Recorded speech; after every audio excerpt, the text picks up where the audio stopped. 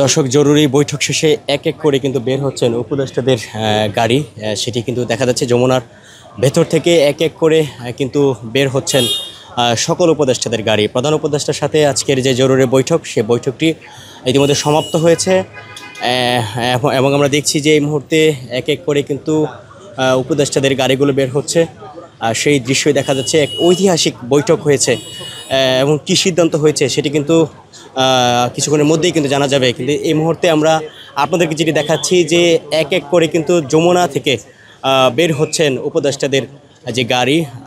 প্রধান উপদেষ্টা ডক্টর মোহাম্মদ ইউনূসের সাথে আজকের যে বৈঠক, সে বৈঠকে যোগ দেওয়ার জন্য 8টার কিছুটা আগে থেকে কিন্তু এই রাষ্ট্রীয় অতিথি ভবন যমুনায় আসতে শুরু করেন উপদেষ্টাগণ এবং ইতিমধ্যে বৈঠক সম্পূর্ণ করে কিন্তু তারা বের হচ্ছেন এই যমুনা থেকে।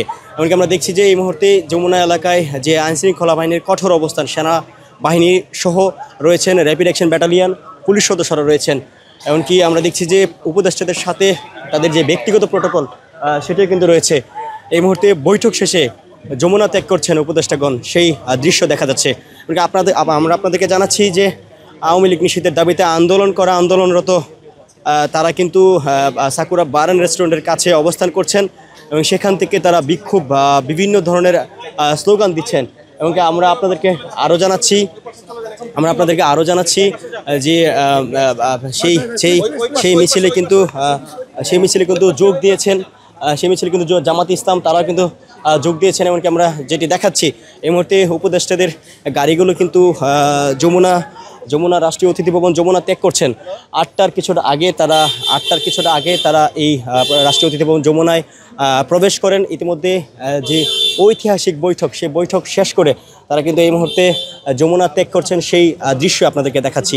এবং কিছুক্ষণের মধ্যেই কিন্তু কী সিদ্ধান্ত এসেছে, আওয়ামী লীগ বিষয়ে কী সিদ্ধান্ত এসছে সেটি কিন্তু আমরা প্রধান উপদেষ্টার যে প্রেস সেক্রেটারি, তার মাধ্যমে কিন্তু আমরা সেই সিদ্ধান্তটি আমরা জানতে পারবো। ইতিমধ্যে ডক্টর আসিফ নজরুল, এমনকি উপদেষ্টা মাহফুজ, ওনাদেরকে আমরা দেখতে পাচ্ছি, ওনারা কিন্তু আসছেন।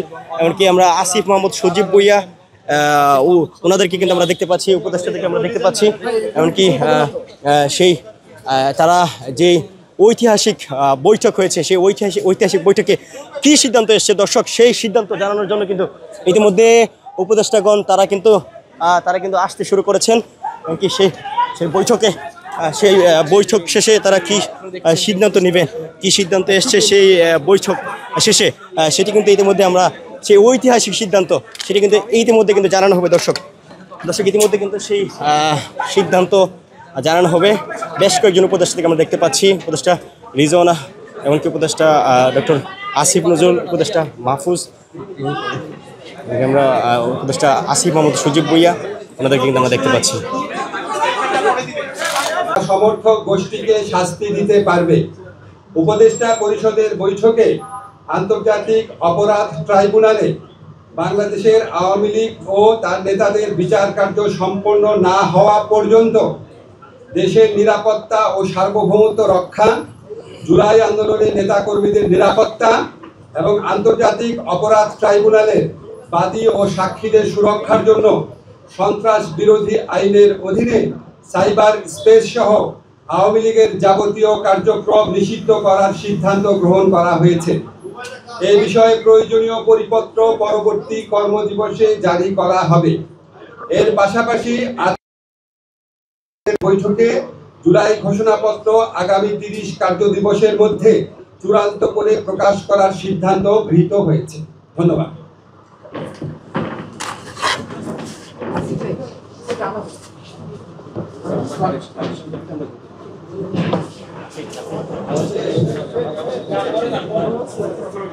Gracias.